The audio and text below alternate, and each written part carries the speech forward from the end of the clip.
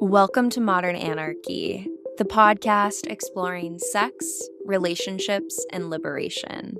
I'm your host, Nicole. I tried to keep her quiet, but she's screaming inside of me. I tried to keep her hiding, oh, shut up. I tried to keep her quiet, but she's a wild, wild woman. On today's episode, we are doing something special, dear listener. It's the last episode of 2025. And historically, I've taken this time to replay the most played episode. It's probably no shocker. This year's episode that was the most played was with Juan-Carlos, author of Relationship Anarchy. And it's such a joy to see that, right? Like, we've built this space, right? So many listeners, all of you who text and send this podcast to your friends, we've built a community, and it's evident, right? The most played episode of all time is Dean Spade, right? Author of Love in a Fucked Up World, who I just re-recorded with, by the way. So stay tuned for the summertime when that comes out.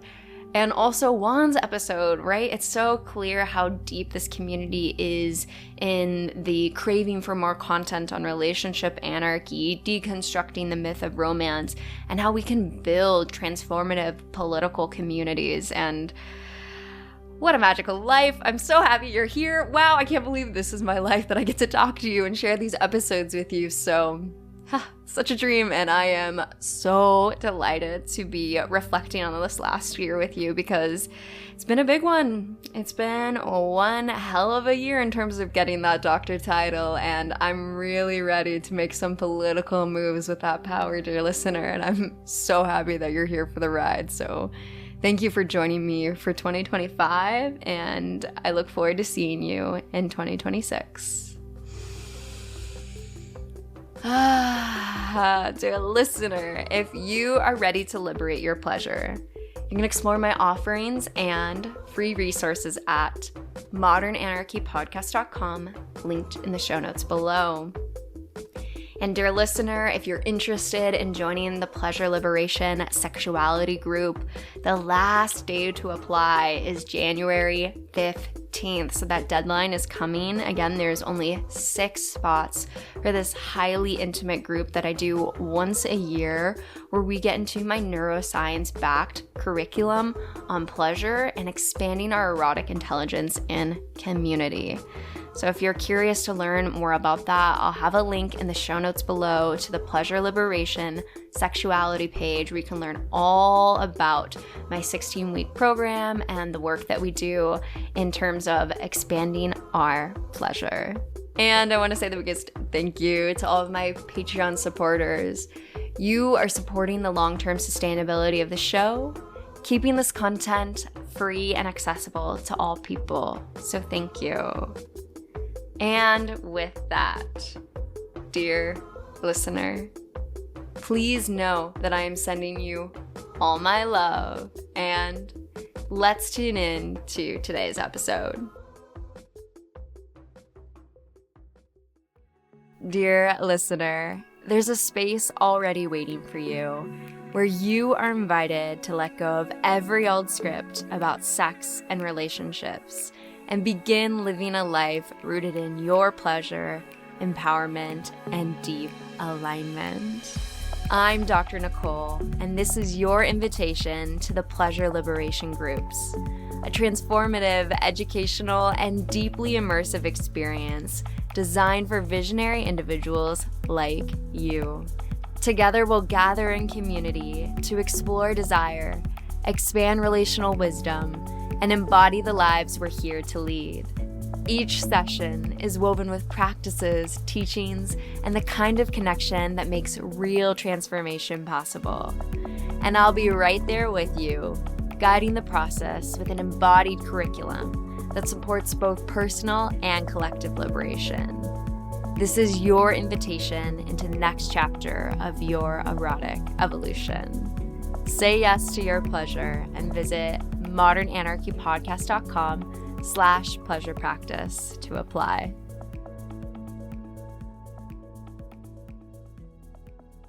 So my first question is, how would you like to introduce yourself to the listeners? Well, hello. Thank you for having me here. Well, I'm Juan-Carlos Pérez-Cortés. In Spain, we have two surnames, Pérez from the father, Cortés from the mother, and I always try to use both because of Mm, the mother is obviously as important as the father, at least. right. So Hmm. I have been studying and living in the non-monogamous collectives or communities for I don't know 15 years. In the last 5 or 6 years, we don't like, or at least I don't like to say non-monogamy communities, but non-normative communities. So that changed a little bit here in Spain. I live in Valencia. Hmm. We have a good. It's the third city of Spain, and we have a quite large community of Cool. people who likes or who identifies or who lives in a relationship anarchy way. I wrote a book, Relationship Anarchy, Occupy Intimacy, that was translated into several languages. English is the last one. So, and I'm very happy that I had a lot of feedback from many people, who is very nice. The feedback is always very moving and Hmm. nice. Yes, and that's all more or less. I could speak more about me, but I don't think it's it's the idea. Sure. Eventually, part of it's all the personal and the political, right? And Yes. yeah, it's such a joy to have you on here. I was already feeling emotional just thinking about this conversation because having your book out there, it's real. There's some level of going through this practice, you read the blog, you hear people talking about it, but there's something so tangible about having a book of all of these ideas. And for me, going through it, I was like, I'm not alone, there's other people doing this, and it felt so real to have a book on the topic. hmm Yes, that was one of the motivations, no, for writing the book. Having something like something where you could go and know that a lot of things were just like fossilized in a way, no, like sedimented there, and you could just have that basis and on top of what of which build things, and I don't know, it's something like that, something like so that's the reason why it has a lot of history. It has a lot of research on the origins of the movement, and of the anarchist political anarchist movement and everything, because we wanted, or at least I wanted to have something, like you said, real or like a cornerstone. Yeah. Absolutely, absolutely. And for me, as I was reading it, there was so much of it that paralleled my dissertation. So I felt like, I did something right, which was really enjoyable. And I'm curious to ask you the really big general question of, for you, what does relationship anarchy mean? Uh-huh. Well, it's to describe something so large, so big. It's like difficult, but I think it's a way of seeing life, because relationships are so important in life. The relationship framework changed completely. Not only what you do, also what you see. How do you interpret the world and everything?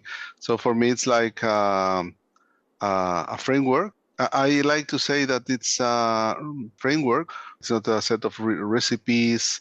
It's nothing like that. It's just a frame full of options, of possibilities, and with very little prohibitions, no? Or how to say, things that are forbidden. Hmm. Mm-hmm, mm-hmm. Yeah, instead of it being like a prescription of this is what you do, Exactly. A, B, C, Exactly. D, it's, from my understanding, a whole paradigm shift, which you could Hmm. unpack that for a whole lifetime, but a paradigm shift that is examining power structures and how those have impacted our ability to love and intimacy and what it means to build relationships. And so that paradigm shift of continually examining that, there's no Mhm. ABC on how to do that, right? It's not prescriptive in that way. So hence why anarchy is often, described in what it's not. It is not this, it is not that, it is Yes. not this, right? Yes, yes, yes. Yes, in fact, the original title in Spanish is Relationship Anarchy, a revolution from the bonds, Mm, or from the links, or from the relationships. No? From, not off, which is mm, something. It's usually a good way to start, because most of the people that present me in talks and in conferences and so on, they read the book fast, they read the title fast, and they say revolution of the bonds. And I always, it's a good way, uh, place to start, because I say it's usual that this confession is not of the bonds, but from. I mean, a revolution that will change the world, if could change the world, because if you change how you relate, then the whole world could start to go somewhere else, no? Because the typical bubbles that we build when we relate in a conventional way structure the world, the whole world, in a very definite direction. Hmm. right. And not all cultures do this, but particularly in my context in America, the majority of people live in nuclear families, Hmm. two parent, household of right? Just thinking about a whole different world of a different community purely on just how we'd structure housing, like bare minimum housing, right? Like it's a whole different world when you start to think about what sort of ripples could come from this large paradigm shift of liberation. Exactly. Yes. In a podcast in Spain, Mhm. some months ago, somebody said that the best, and that was very, very, for me, it was very interesting. The best example that she could think of a relationship anarchy was, I don't know if you remember, because it's an old show, but it was the Golden Girls. You know that? It's Mm-mm. a series of the 80s that were five girls with more than 60 years old. So girls was like Sure. a joke. Do you remember? It was very famous at that time. And that was exactly the opposite to a nuclear family. Mhm. And because there were a lot of adventures, they had a lot of things, but they never, I mean, they never, of course, they never broke that plot, because it was the basis of the series, obviously. Yeah. But that's for me, that's similar to what we have in reality when we have normativity, that we cannot go out from the framework for the amatonormative or hegemonic framework, because that's how it works.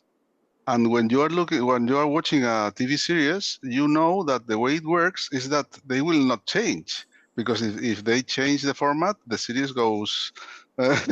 It's not thinkable. So, Yeah. in that context, your expectation is that they will not build a conventional family, for example. They will remain there. So Hmm. your expectation is that, and in reality, your expectation is that people will build nuclear families. Your Okay. friends, whatever, you never think they will be like in your network forever, because they will probably Right. yes, build Hmm. build families, build nuclear bubbles. Right. Right. Absolutely. And I love talking about media as examples of these stories, right? Because currently we're lacking frameworks of this Mhm. narrative of what it means to live outside of the romance myth of you follow the relationship escalator and this means that you've made it in love and relationships. And I think that so many of us tune inside and say, what do I want? What do I want? Forgetting that what I want is so deeply shaped by my Mhm. culture. And until I Mhm. can see other narratives of what's possible, I'm gonna fall into the cultural meaning making that's around me. And so we so deeply need alternative stories of what is possible. Otherwise, we live in this framework of, I haven't made it yet because I don't have the wedding ring. I haven't made it yet because I don't have the house with the kids or this, right? And so we really need other stories like that to provide an alternative of what's possible to even dream of. Exactly, exactly, because the something that you don't know they are imposing is Yes. difficult to it's difficult to rebel against, no? Yeah. Because you are not aware that you are being I don't know, there's something that you should do, but you think you are choosing it, huh? And Yes. that's interesting in the personal realm. And for example, in non-monogamy, consensual non-monogamy spaces, they talk about a lot about that. But most of the times, only in regard to dyadic relationships. I mean, the on personal. I mean, your well-being, things like that. No, but it's also very interesting the systemic dimension, no, the more collective dimension of that, no, because it's obviously it's nice to be able to see that you are being subject to a number of mandates, no? Hmm. But it's also very interesting to go further and see what that means for the whole structure of your community, of your society, of the world, finally, and that's so important. And it's also very interesting when you change something that is not usually there in the polyamorous or non-monogamy communities, when you start to think that the solutions are not in the way you relate, but most solutions come from the network. Mm. That's very interesting because when you read books, for example, about attachment, Hmm. or when you read books about relationship styles and so on, Hmm. the solutions are always you should be like you should have compassion, you should be non-violent communication, you should do non-violent communication, you should do this or that, but they never say go to your network, and maybe most of the solutions are there, Yeah. are not changing you or trying to change the other person. Is just being aware, but that both are aware in the end of the network, because there is the huge potential that we forget often. Sure. I mean, yeah, the field of psychology is so white and individualistic when you go back to it, Exactly, right? It's like, exactly, you need to work on it, you need to do this, exactly. not, oh, step into your community and actually have these needs met in multiple people and pass that. Mhm. It's always back into the individual. So you're right, even in Exactly. the non-monogamy frame, it goes back to the individual do your work, not hey, these systems are impacting you. Just so you know, like Exactly. these systems are making it hard to actually do Mhm. any of that, right? So I think that larger community focus as well as that larger systemic focus is really needed in these conversations because these systems are not set up to support us right now with this sort of style of relating. Exactly. That's so important that it's not usually thought in that way, because we live in a system, in a context where we see everything as something that we should improve ourselves. It's like do something more efforts and things like that. And even when we talk about how to relate to others, we talk with concepts that come from our context, like agreements. Or it's like the agreements, contracts.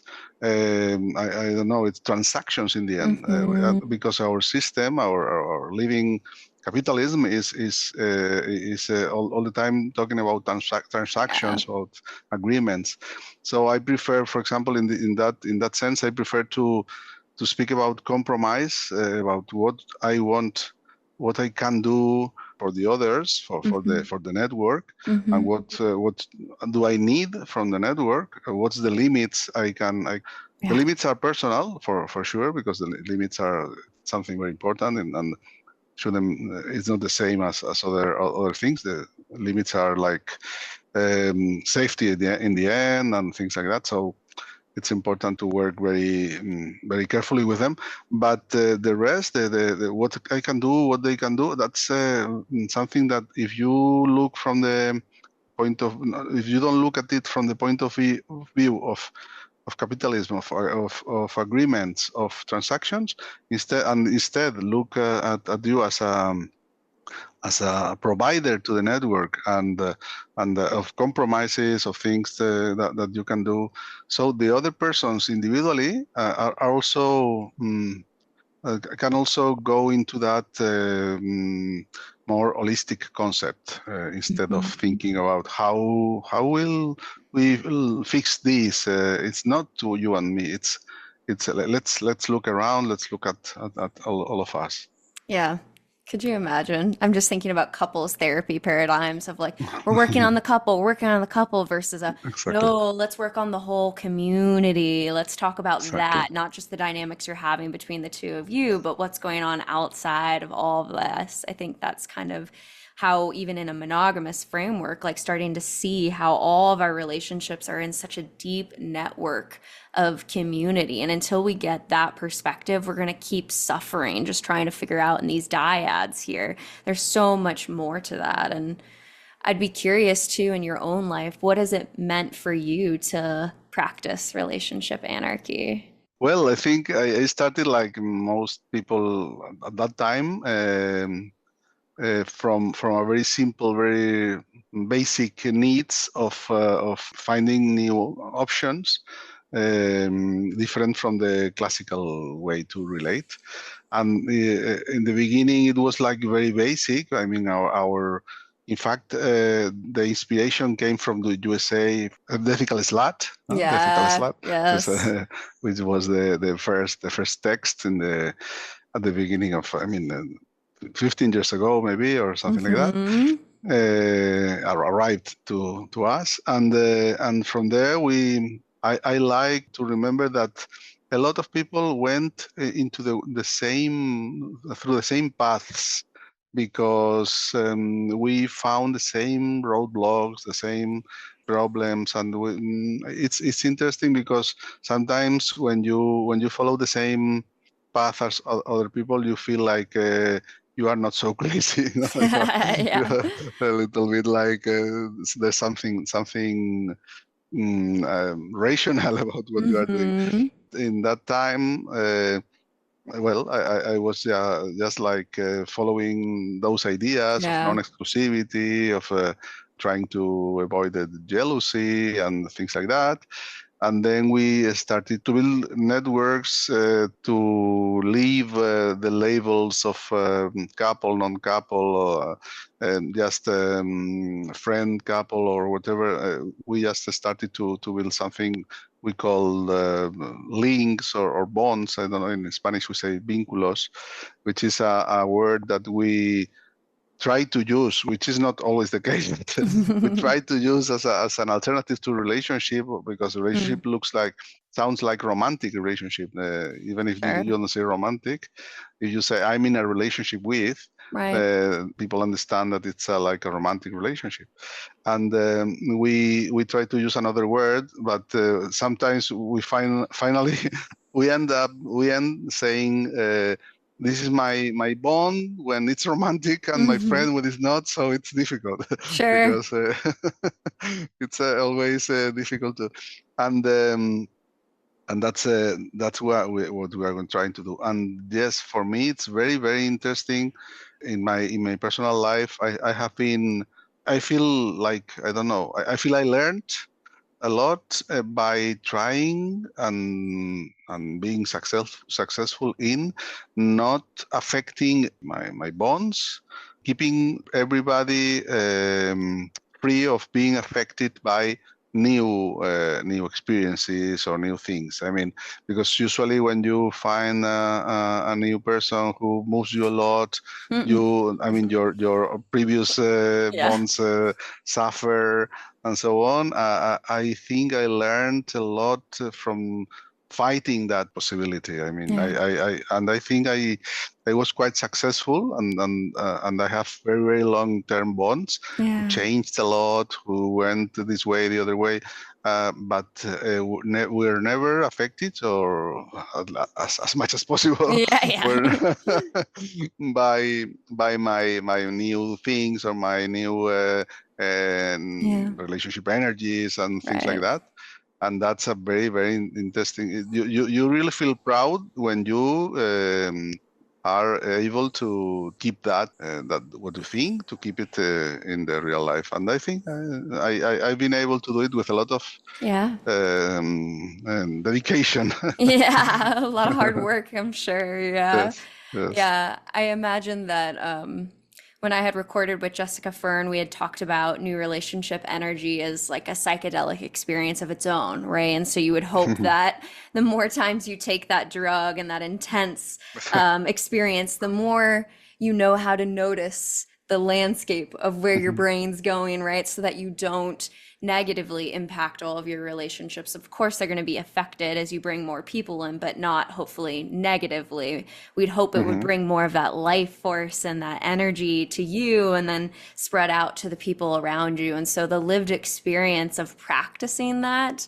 And I think Hmm. particularly, I would imagine in your life, it's gotten easier than from the beginning. Most of us, if you're growing up in the paradigms of what's considered normal, quote unquote, it's monogamy, a restricted, very focused energy into the dyad. And so the second that you get out of that, you're like someone who's been held in a certain level. I don't want to use negative words, but you've been restricted to a certain level. And so when you get out, you start running. You're like, oh my God, new relationship here, new relationship here, right? And it takes a few times, to kind of like ride that and be like, okay, we don't need to have that anymore. Now that I've rode that ride a few times, I feel a little more Uh, grounded, right? uh, it's the fear of missing out, no? But Yeah. with people instead of of events. Which happens from restriction, right? Again, if you tell Yes, the kid you cannot have the cookie in the jar, you cannot have it, you cannot have it, they never get to have yes, it. When they do, they're going yes, to get a stomach ache because they're going to eat on it exactly. and gorge so much. Yes, yes, yes. In this case, you give a stomach ache to many people, which is worse. Exactly. Yeah. Hard to say. But I imagine too, it's starting out many years ago without a lot of examples of this. I Hmm. imagine, I mean, I think when we look historically, there are examples Hmm. of this, right? But in our modern day context, I'm sure it Hmm. was difficult to kind of unpack these paradigms. I've struggled with this a ton myself to really see a different world. So I'm sure there was a lot of grinding of the gears to really see a new paradigm. Yes, yes, it was interesting Yeah, because because the old paradigms, or the old examples, or the classical examples of the last yeah. last decades, or the last century, the 60s, or for example the hippies in Right. the 60s, things like that, were were not good examples, in fact, because they lacked a number of basic elements that we have now, like feminism, for example, like the intersectionality. I mean, Right. power relationship, power structures. Hmm. We have the queer theory that Yeah. is all the time like doing a criticism of essentialism, of that we are different, things like that. A lot of tools that help us now that they didn't have before, and so the examples were not really so good. So Yeah. we were like confused at the beginning. Fortunately, feminism was, at least in my context, was very, very prevalent in these new communities. The people had a very, very strong gender perspective. Hmm. So, and also other power structures, or like I mean, racialization, poor. I mean, the structure of riches and poor, and also of xenophobia, things like that. Right. Were in our fights, in a way. Here it was exactly at the same time as in USA. I think it was Occupy Wall Street. Mm. At that time here it was something that came from France. It was like Indignados, which means like I don't know. In English, but it was like very similar to it was like Occupy the Parliament in this case, things like that, no? That were like very powerful popular movements. Also in the north of Africa, it was the Arab Spring, things like that. A lot of movement in at the beginning of the second decade of the 20th century. I mean, last decade. Yeah. The beginning of last decade, and that was very useful because we had a lot of intersectionality ideas in on feminism and the queer theory. I mean, also it was very important that the fight that the LGBT plus fight had reached high levels of success with a lot of tools that they used, like appropriation of words, like normalization, like visibilization, things like that, that were our inspiration in this case, at least here. But I guess it's the same in the USA. And finally, we found that those ideas from the north of Europe, these people from Stockholm, Andy Norgren, etc., and they were a huge inspiration because here we were speaking about also about anarchism in terms that were not the classical political anarchism. We were talking about anti-globalization. We were talking about, for example, animalism, the vegan fight as well, anti-globalization as well, as I said, things like ecologism. All those are like inheriting a lot of aspects from anarchism, but with a different, with a more focused and more lifestyle implications. Yeah, absolutely. It's really exciting to stand on the shoulders of giants. When I look back to, just 100 years ago, I think about Margaret Sanger being arrested for talking about contraception, Exactly. Let alone, any other liberation of the women's movement since the 70s that has occurred, let alone the queer movement. So for me to come into this space as a queer woman and talk about any of this, I deeply hold all of the lineage that it's taken to even get to this point, and then get really excited about the future generations, right? Like we're having this conversation. I can't even imagine in another 50 years where our collective is going to be running as we're kind of, sitting at the forefront of these conversations and really asking these questions. I mean, God, they're going to pick up the torch and run in ways that we could never even imagine. Sure. Yes. It's a very interesting and that's something that we couldn't predict.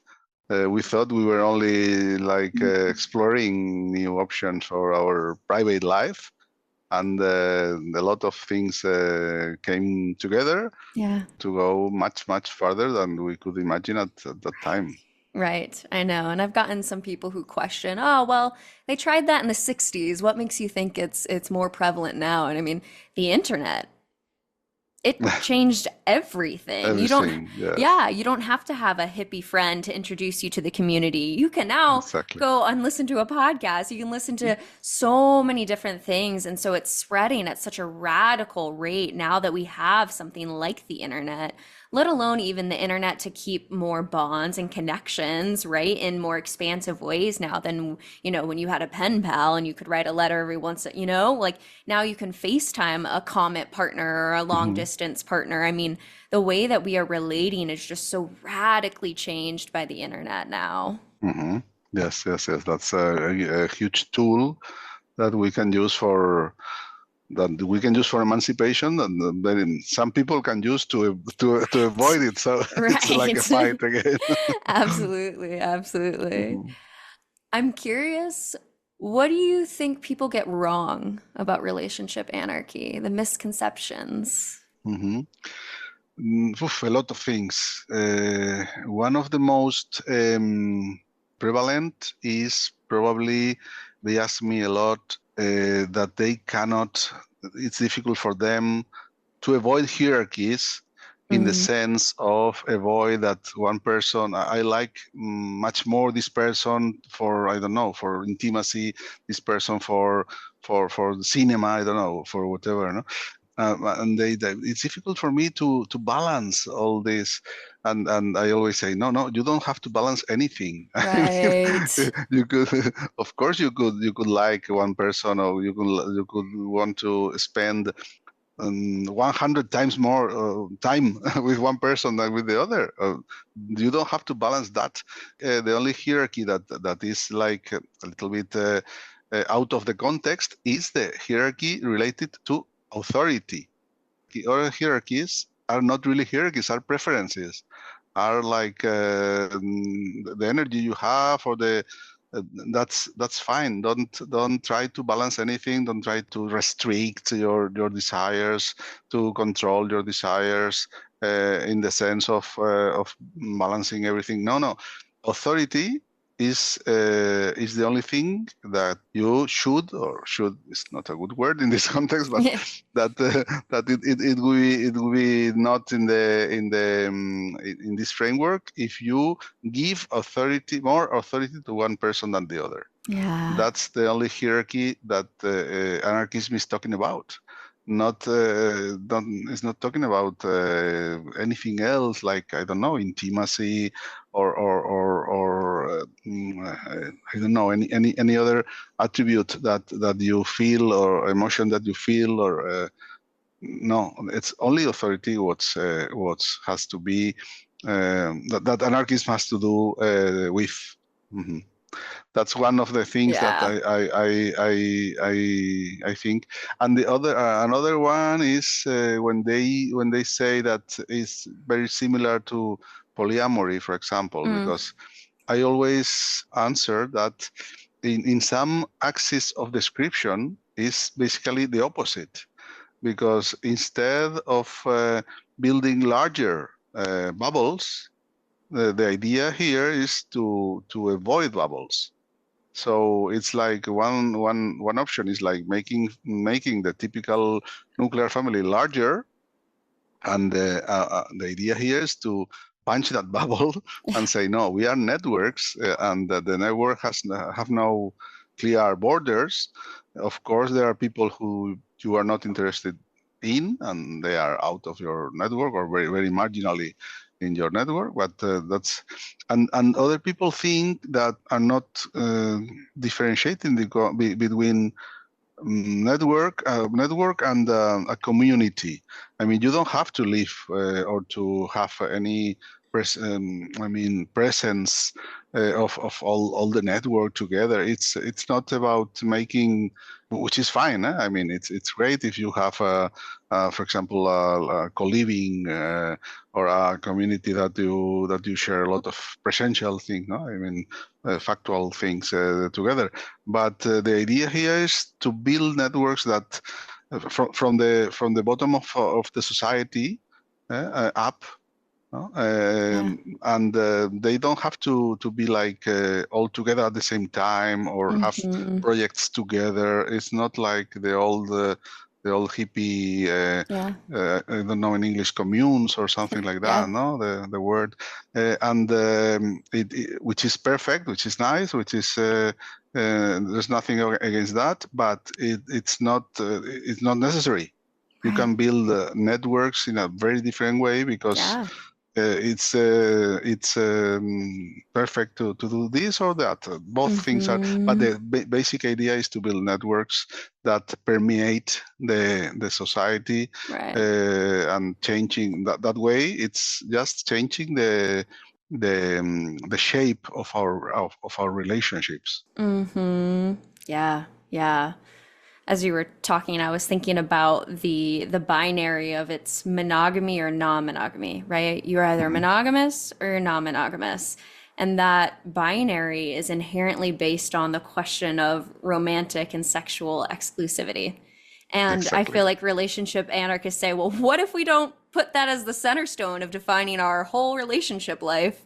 Like let's Exactly. take that out. And then Hmm. I think when you are a relationship anarchist, maybe you do want to have sex with one person and you practice sexual fidelity, right? Hmm. Great. Or with no person. Yeah, or celibacy, right? Asexual, yes. Yeah, or asexual. Asexuals are some one of the collective that contributed with more Yeah. with a incredible insight Mm-hmm. into these concepts, because Yeah. they are incredibly oppressed by amatonormativity. Yeah. It's they cannot have uh, deep relationships if a relationship always entails one or more, I mean, poly or not poly, people sharing all of the attributes of amatonormativity. Yeah. Hmm. Yeah, Absolutely. It's yes. complete. And Go ahead. yes, sorry. No, No, go ahead. no, it's because you said the word romantic. I used to use it a lot, but it's also interesting to think that maybe we are, I don't know in English, leaving that word. I mean, like abandoning that word, Yeah, giving up sure. that word, and maybe we should reappropriate it. I mean, one a friend here that wrote one of the best books about polyamory here in Spain. I think it's also translated, but I don't know if to Okay. English. Yeah. She speaks about. I mean, she said, no, romantic is nice. Romantic is Yeah. candles. Romantic is flowers. Romantic is Yeah. caring of each other. I don't know. It's music. Hmm. It's nice. Don't let's keep it for us. Don't give up that word. And they say that instead of romantic, she speaks about Disney relationships. So, Mm-hmm. so we what we don't want is Disney, really, because Disney is Right. like the paradigm of the normativity. No, you talked at the beginning about media. Yeah. Disney made Right. the idea of many of us, no, built the Hmm. idea of how it Yeah. works. Hmm. So it's also important to think if we want to give up the word romantic, or we should keep using it. Yeah, I definitely do. I just don't draw the lines of whether I'm doing it with someone I'm having sex with or not, right? Like this is Hmm. something I do with many people. You're right, like these acts of adoration, right? And that doesn't Hmm. have to be defined about who I'm sleeping with, right? So all Exactly. of that, seeing that in a more expansive way, I think gives me hope because I am such a romantic and I've always loved that, right?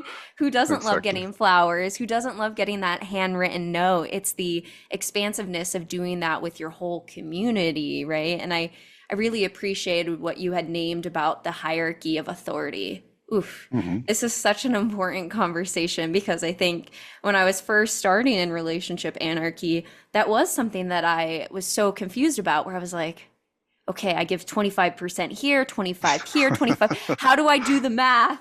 And it doesn't, you can't do it like that. And even if Exactly. you did, like think about your whole community, right? A functioning community, in my thought, apparently, would be that you have some relationships that you see more commonly, some you maybe see only in a community space, some you Hmm. see even more in longevity of years, like a full community. And if you Hmm. tried to math all of that equal, you couldn't Hmm. No, possibly. people that are away, for example, as well. Mm, You can have bonds that are yeah. far away, and they are Mhm. so important anyway. It's something that is very interesting is that we know how to do it because we have the concept of Right. friendship, and we know Right. we do it well with friends. Yes, We do it well. We don't have to learn something new. We have just to avoid I know. having avoid having that Disney thing occupying a place that the friendships cannot invade. I mean, on the top. I mean, those Disney romantic or whatever relationships. I mean, classical relationships, couple Yeah. relationships, are occupying a place and are avoiding that the rest of our real network that we already have goes that high. That high. It's the place that I mean, we could learn in the end to give to what now we call friendship all the power that we are giving to what now we call couple. Yep. That would Yeah. be a very simple way to change a lot of Yeah. things because we know how to do it. We Right. know how to relate to friends. I know. But we put that like limits, we put boundaries because this is friendship, this is not this is that. No, let's forget about prescriptive labels, boundaries, and let's build the networks with all the potential that we now only give to the Yeah. couple. Absolutely. I know. I've always tried to fall back on, okay, how do I do this in my friendships? And then that being, Mhm. you know, a clear sort of example, right? I have Exactly. a Hmm. complex smattering of different friendships that I see in different amounts of intensity, Hmm. different Hmm. amounts of emotional intimacy. But I don't look at my friendships and say, you can't have any others. This is how I find security is by that control. No, I find security Exactly. in who I am and the relationship that Exactly. we've built. And so it's so Yes. clear there.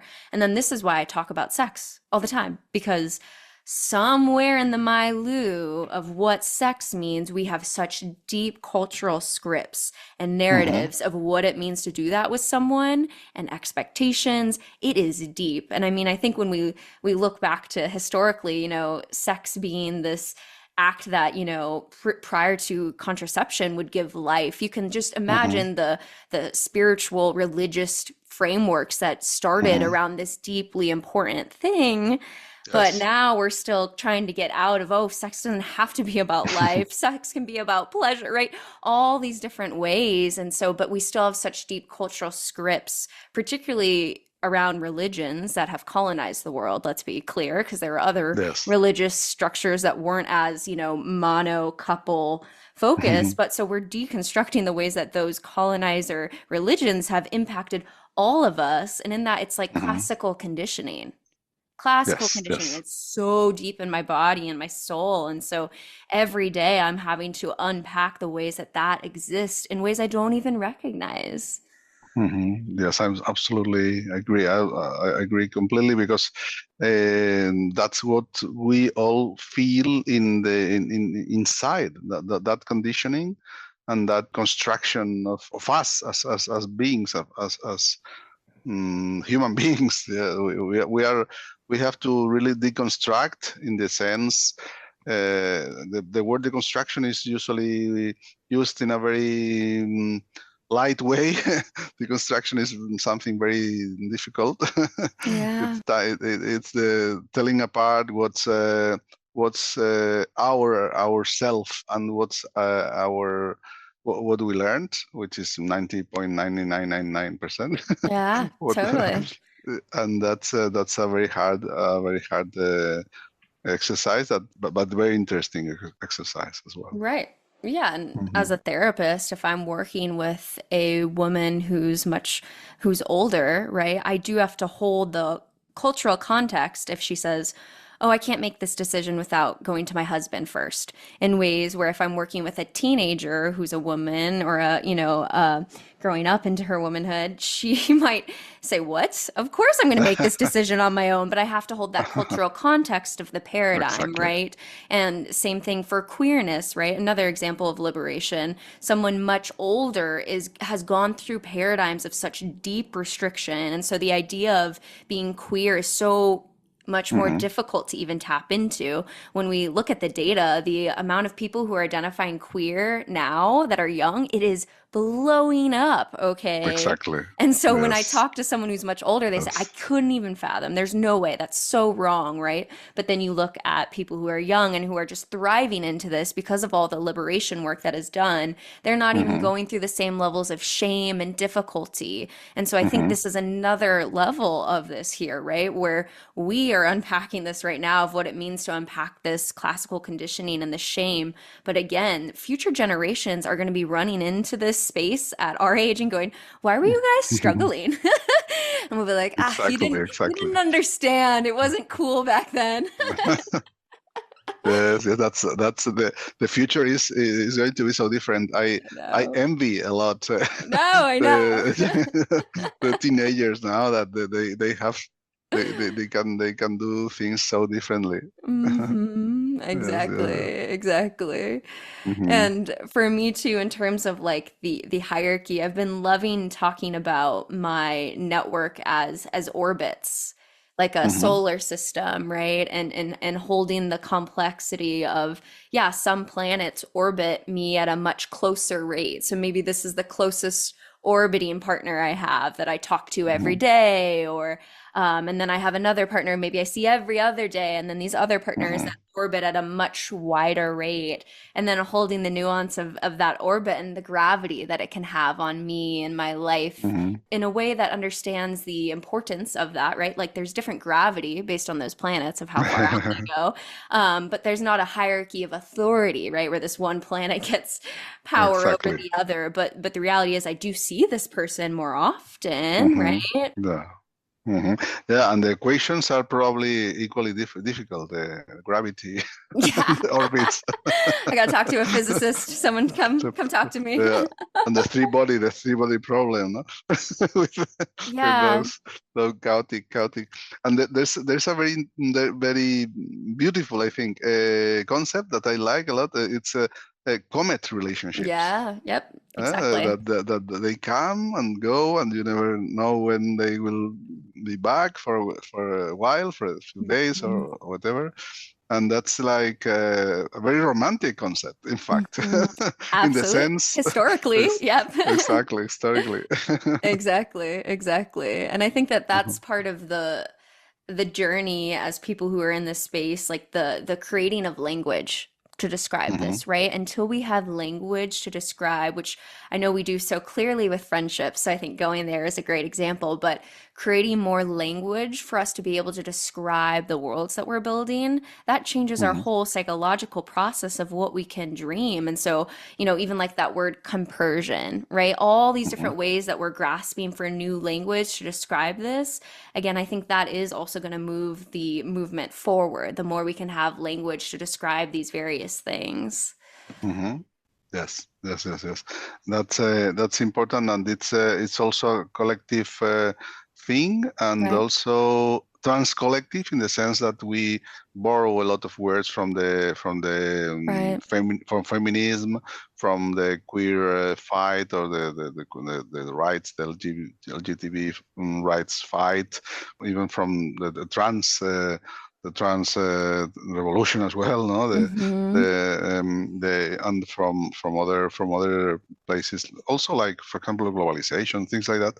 We borrow a lot of words, and we there's an exchange in those fights, which are very interesting. And from the, for example, from the black feminism of the 60s or 70s 80s, we got a lot of concepts. It's very important as well to understand that this shouldn't be, I think, a thought that is built by individual Right. contributions. It's very collective as well. We learn like talking like now. We learn by meeting, Mm-hmm. and those meetings that in fact, one of the most interesting parts of this is the how we build these tools of meeting I mean, it's very nice. I want to go to, for example, to the USA, to some of those meetings you Yeah. have there. That's something I want to do. And Mm-hmm. because in Europe we have probably different style, but it's very interesting Yeah. to know. Yes. Hmm. Absolutely. Yeah. I did my dissertation with qualitative interviews, so I was getting data from multiple relationship anarchists, and then I have now taken that format onto the podcast where it's an open call to anybody in the world who wants to come in and have that conversation, and then being able to release those out into the world. It's been so transformative for me because, I had an idea of relationship anarchy, and then I sit and we co-collaborate like we're doing here, and then we continue to move this collective movement together that has no end, right? There's no end to dismantling the Yes, ways these yes. systems have impacted our Yes. power, our ability to access pleasure. I know that we'll die one day still unpacking this question as a collective. And so it's been so exciting to have this sort of space where I could bring people on, or to have conferences, like you're saying, where you can really pick up the conversation in a collective to define what relationship Yes. anarchy means. Yes, yes, yes, yes. I was in Chile last the other month. I mean, Mhm. in the last year, and it was also very interesting with people coming from all over the world. Yeah, It's very interesting. It's difficult because it's far the distances, sure. Yeah. but it's very nice. Hmm. By the way, there's something that I always say that I don't know if it's quite. There's consensus about that, but I never use the word because you used it, and it's something I never use is the word relationship anarchist. I Mm. mean, because in some way, I think it's like using relationship anarchy as an identity. It can be interesting, like all identities can be interesting as an emancipatory tool. I Yeah. mean, if we need to build a relationship anarchist identity, like a political subject Right. to ask for rights or to fight for rights, things like that, obviously it's interesting, it's important. If you don't have a label, you don't have the way to to ask for things, to fight for things. But in the end, it's a label, and it's a label in the sense of identity. And I think identity is difficult to mix with the ideas of relationship anarchy. Mm. So because it's always like I'm this and you are not this, and I think it closes a little bit. So I always try to. It's a little bit longer, but when they ask me, I say no, I'm not a relationship anarchist because I don't like the Mm. label. Yeah. I like relationship anarchy, or I practice, Yeah. or try to or see it as a utopian horizons, things Mhm. like that. No, where Yeah, yeah, yeah. it's a little bit longer, but it's something that for me it's it's like I'm rebel against that sense of identity, Mhm. and maybe it's more because of personal experiences. When somebody tells me I'm a relationship anarchist, it's a red flag for me.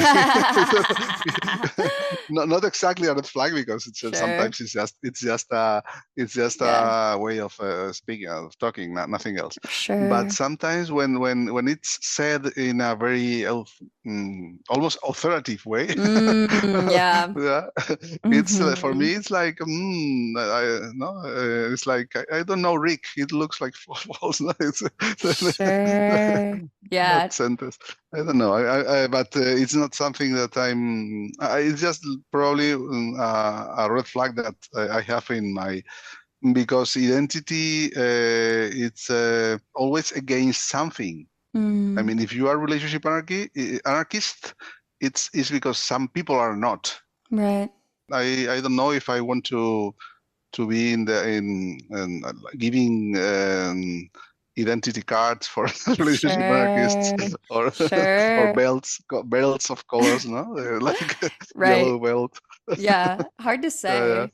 How do you balance that with this question of, if you're a relationship anarchist, then there's someone who's not, when that is true. Like, there are people who believe that I should have one lover and that's the most important thing in my life, and that's Mhm. where I'm going to spend all my resources and do that. So I think that's interesting. Like, the bifurcation does exist in some ways. So I'm curious, how do Mhm. you how do you balance that reality with that value choice that you were just speaking to?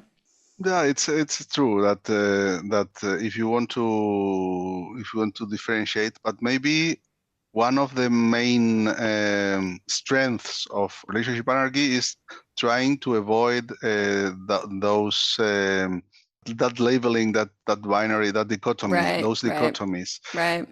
But of course you're right, and sometimes if you really want to demand something or to explain something very clearly, or Yeah, when it's needed, I think obviously it's legitimate. yeah. But it's like something that I just don't like. It happened also with the queer Mm, fight, with the fights of for the rights of gay men, for example. In the end, at some point, it's changing now, but at some point, the gay identity was so strong that even bisexual people were discriminated. right. It's like going to the extreme of Yeah, identity, yeah. pride for identity, Sure. and that was very important, a very good tool, very interesting tool, and it was part of the fight, very. But and in the end, when you if it remains there as a Right. so strong Yeah, trait, then it can turn against you. No? It's totally. like Totally. we are this tribe, and you Yeah. are not. Right, Something right. like that. Yeah, absolutely. Yeah, I think when It's I like a sect, no? A sect, they say totally. in English. Sure. Yeah, exactly. Or yeah, totally. And I think when I meet people in my personal life, I don't start off with like, "Hi, I'm Nicole. I'm a relationship anarchist," because that feels kind of weird, right? Like I would hope Yeah, that you see that in how I interact with you and the way that I construct my world rather than having to exactly. name it. And when I talk about relationship anarchy or being a relationship anarchist, I want it to be as expansive as the definition of dismantling power structures. So again, if that Hmm. means you practice monogamy and sexual fidelity, you're here. If that means you're Hmm. asexual, you're here. If that means you practice polyamory, you're here. It's about whether you're Hmm. taking that critical lens to the power structures. And like we started the conversation out with, there's no prescriptive way to do that. And so Hmm. then the expansiveness of we all can be here in all of our different ways. Exactly, exactly. And so living Because into that. Yeah. yes, because people sometimes demand that Yes. you explain what's your relationship with somebody. Are you a couple? And you say, I mean, they sometimes it's very like very demanding. They want to know if they find you with somebody else somewhere in a party or whatever, they want to know if you are a couple or not, and they are not satisfied with any explanation that is not 1 hour long. so, so it's the same. I don't want to say I'm a relationship anarchist as a label. If Hmm. they want to know, they have to take a coffee with me with 2 hours at Right. least, and they Right. and they will know how I relate, Exactly. how is my network, and so on. Hmm. I resist to answering with 1 word or 2 words, because with friends it's the same. What are you? We are not anything. We are good people. That's all. Right, That's right, what we right, are. right. I'm a human being. Is that enough for you? Exactly. Absolutely. Yes, Yes, that's so important. And I've definitely met relationship anarchists, right, who use that label and then say, I have no commitments, no one has power over exactly. me. And then I say, Yes. wow, okay. Those two words mean very different things to you and I, and Exactly. that's Exactly. different journeys. Yes. Yeah. Sure, sure. Yeah, commitment is something where I said before, I think I used the word compromise, which is Mm, in Spanish is compromiso, but in mhm, English is commitment. mm, It's I used the wrong word in English. It's commitment. I mean, relationship anarchy is based on commitment, and people think it's not commitment. So it's completely the opposite. yeah. It happens also with political anarchism. People think that Right. political that anarchism is like disorder, when an anarchist society or group or whatever is the highest expression of order, because it's an order that is not based on authority. So it's the most difficult way to reach Yeah. uh, what's called order, in the sense of doing things well, Right. surviving, Right. and being happy, Yep. successful, etc. So it needs a kind of commitment that is so complex and important, and in this case, it's the same. Commitment is the basis, and people think it's the opposite. Yeah, and it takes hours of conversation. Is Yes, usually yes, what it is, right? When you have yes, that yes. whole, when you get off the relationship escalator, when you're no longer going on these patterns, we're now looking at a blank canvas. It's no longer the paint by Yes. numbers, clear outline, color in the lines. We have a blank canvas of how we're going to relate. And so it takes time to Hmm. co-create that canvas, that art structure, that beautiful love of romance with multiple Exactly. people, right? And so Hmm. yes, there's so much commitment in that and so much Mm. conversation and dare I Yes, say emotional maturity. Like in terms yes, of relationship structures, this takes a lot to do with high exactly. levels of these Yes, skills. That was one of the deepest exactly. things I think I want to pin into the field of psychology that has such judgment in terms of attachment towards anything that's not the normative paradigm of monogamy. It's like, have you seen the level of conversation and insight it takes to do anything else? Exactly. It's And intense. they say immature to that, Right. which is completely the opposite. I know it breaks my heart. And I think going through the field myself, I remember one professor who specifically told me non-monogamy never works, right? Let alone relationship anarchy, but non-monogamy never works. I always Mhm. see it like this and people forgetting the bias of their therapy room. People are coming to Mhm. the therapy room with struggles. You're not seeing the polyamorous couple, the polyamorous family that's having a beautiful community event together. They're not showing up in your therapy office, doctor, Of blah, course, blah, of blah. course. So your perspective is so warped, you don't even So think about it. biased. Yes, Yes. yes, yes, yes. Yes. It's true. It's true. It's awful Yeah, it is when they say awful. that, It and was. when they say that you are in a phase. I always think that I should answer that I'm not in a phase. I'm just living. Maybe you are in a phase with your wife or with your husband, because Yeah. probabilistically, I mean, you are in a Totally. phase more clearly. Totally. Totally. Statistically, Statistically, it's yeah, 50% of those are going to be a phase that exactly, ends, right? exactly. That's pure science. Yeah. I know. I know. And in that my political activism is staying in my pleasure, right? I say what Hmm. I do and people, "Ah, that's crazy. How do you do?" I'm just doing Hmm. my thing. You know what? If my joy makes you uncomfortable, maybe you should examine that for yourself. I That's don't good. care what you do. I'm gonna keep having fun over here. So just please leave Yes. me alone. Yeah, yeah. We should tattoo something like happiness is revolutionary. It is That's a pleasure. very that's a great Yeah. sentence. Yes. Absolutely. My pleasure is my activism. And that Exactly. reminds me of queer activism too, of like what it means to live Mhm. into the pleasure when the Yes, paradigms have been so negative, right? And the pain, exactly. which is Yes. real. And it is hard to do these relationship structures, but to also Hmm. trust that your pleasure is radical, your pleasure is Hmm. changing the paradigm when people see you thriving in your expansive orbits and your comet partners and all these people, it makes people uncomfortable. And Hmm. good. I hope they Yeah. examine where that resonates for themselves and where it makes them feel uncomfortable because that's a long journey ahead, you know? That's Yeah. great. Yes, yes, Yeah. yes. Yeah. Sure. hmm I want you to take a moment to connect with your younger self when you were first hearing about relationship anarchy and starting to connect with this value system. I'd be curious what words of wisdom you would share with your younger self. That's interesting. Uh, well, I would say that something like "Go on, you are on the right, Yes. you are on the right path. Yes. Don't hurry up because it's not something for a day. Right. It's just it's just a matter of digging and digging and digging, but you are on the right path. And then also don't look. I mean, look around. Look to the other people.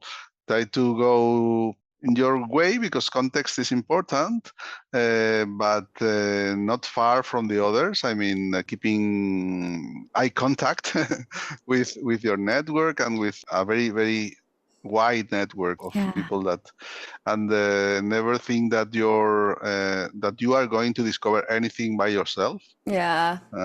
It's a collective endeavor, and but keep going. Don't stop, because you are on the right path. Yes. Yeah. Yeah. That certainly resonates for me. You know, at the beginning, you're like, is this right? I don't know. I don't know. And then you keep going deeper and deeper into the paradigm and saying, yes, yes. And And read a uh, lot. No, read yeah, a read a lot. lot. Yes, read a lot, get in community, right? It's the community, Mhm. the culture, again, that shapes our paradigms of what's possible, who we are, identity, all of that is shaped by our cultural context. So then being intentional about surrounding yourself with people who are in the same paradigm, right? So that you can dream and have different possibilities there. And one of my therapists, you know, a client had mentioned that they wanted to practice non-monogamy when it felt easier. I know, and I was like, that's a really interesting way. I mean, a good metaphor for me I was thinking about is like saying, "Oh, I want to run the marathon when it's easier." Like, okay, it's gonna get easier, but when you first start with Mhm. that walk and then that Yeah. 1 mile jog and then that 10 mile and you keep going, you Yes, know, and yes. that also means don't run when you have a broken foot. Mm. Don't run when you Yes. know you have the flu, right? If you're in a dynamic in your relationships and it's already chaotic, you know, the Yes. complexities of that. But these Mhm. paradigms of non-monogamy and relationship anarchy, like it takes active discomfort, like starting that Mhm. first mile of the marathon, right? But once you've been running it, the more you get Mhm. there, the more that you have that lung capacity to start breathing into it and enjoying it. But God, that first mile is intense when you first Yes. start running. Yes, yes, it's going to be. But it's true that now, for example, I see that it's easier, Yes. because for some people, I always make the joke, like saying very bad words to them, like when they say, no, no, no, I only build relationships with people already in the community, no? Mhm. And I say, son of Yeah. whatever. Now you have people in the community, but what happened? But when we were there, there was no community. Right. You had to build relationships with people, because there was no community. So Yeah. now you are very lucky. You don't know how lucky you are now that you can say that, which I don't know if I agree with or not. I mean, maybe it's good also to try to build relationship with people independently of if they already are Right. now or not. I don't know. Maybe it's easier. Of course, it's easier with people that already know what's going Yeah. on, the words. Yeah. They Yeah. read some things, and that's easier. Right. I don't know if it's good to keep that endogamy. I don't know, but you are so lucky. You don't know how lucky you are that Yeah. you can say that. You couldn't say that before because there was no community. Absolutely, absolutely. I've enjoyed having like a balance. Like I have enough of a Mhm, community that is here so that I feel seen and held, mhm, and also other relationship or other friends and other relationships mhm, that practice different orientations because mhm. diversity is helpful to get outside of the Exactly. echo chamber of your one way of looking at the Yes. world or even my family, my mom is Mormon, right? So like even more in a Hmm. religious structure. And so I always get a lot of perspective in that relationship of my Yeah. practice of relationship anarchy. And I think that Hmm. that's really important to not lose sight of the diversity of ways that people do this. Yeah. And even expand the relationships to non-human things like work, Yes. like studies, Yeah. like your PhD or whatever. Hmm. Yep. It's another relationship. You sometimes you give Yes. authority to things. Yes. And that's something that you should at least recognize, at least Yeah. put in the same context, Yeah. because it's authority in the end. Yeah, I don't practice hierarchy of authority, but I've certainly joked that this podcast is my primary partner. If I have one, it's this podcast. Yes, yes, yes. Yeah. It's your Hmm. primary. Yes, It yes, is I my understand. primary. It will get put first. Yeah, yeah. It's good to have a so diverse primary, It's like a Hmm. luxury. Yeah, exactly. It's been a joy. It's been such a joy. Yes, yes. Well, I want to take a deep breath with you and then check in to see if there's anything else that you wanted to share with the listeners. Otherwise, I can guide us towards a closing question. Mhm. Well, no, I think this was like very, very interesting. Yeah, We touched a lot of different aspects, and totally. I was like very, very comfortable. Good. I'm so glad. I'm so happy to hear that for you and for us to have made this really special conversation for the movement. Hmm. Yeah. All right. Well, the final question that I ask every guest on the show is, what is one thing that you wish other people knew was more normal? Mm, that it's normal to value all relationships as we used to value the what we have been taught that is the most valuable thing, the partner in life. I wish that everybody was taught that it's normal to have all our relationships occupy that height. Yeah. Hmm. Yes, absolutely. It breaks my heart when I hear people talk about being single. I'm Hmm. single. I'm single. As if they have no other meaningful relationships. The idea of oneness, like I'm completely alone, right? And the ways that that sort of narrative and perspective shapes your whole paradigm that you see the world through. I'm actually single and lonely, right? I'm single and so sad versus, wow, maybe I don't have quote unquote that one person. Again, this is all in that paradigm, right? But you have all these other relationships. Oh Exactly. my God. Yeah, it breaks my heart as well when people say she or he is only a friend. Yeah. That only, it's absolutely, mm, I don't understand it. Yeah. Because the other side is feeling the fullness of what that can mean in your life. It's like, the saturation of the color. Only a friend is this like dull orange compared to the like full saturation.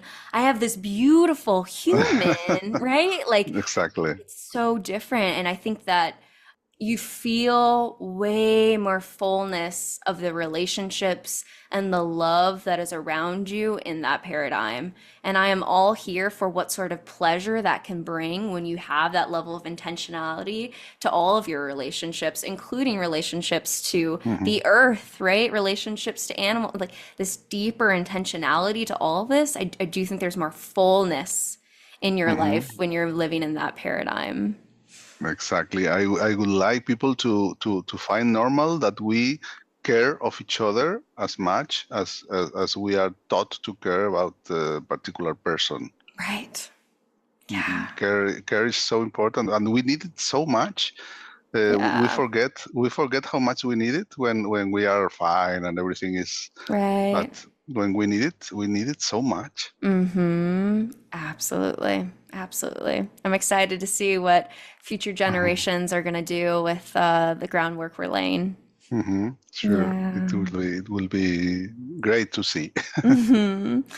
Well, it's been such a joy to have you on the podcast today. I really appreciate you coming on here and having this conversation with me. Thank you very much. I was encantado. He estado encantado. Lovely. Thank you. I'm curious for all the listeners who have really enjoyed your perspectives and everything you shared here, where can they find your book to dive into more of your Mhm. content? Yes, well, if you look for Relationship Anarchy book, relationshipmarchy.com. I made that website to, Smart. to put everything there, because now I also have an audiobook and translations to different languages. People are translating it to Portuguese, to German, to French, to different languages.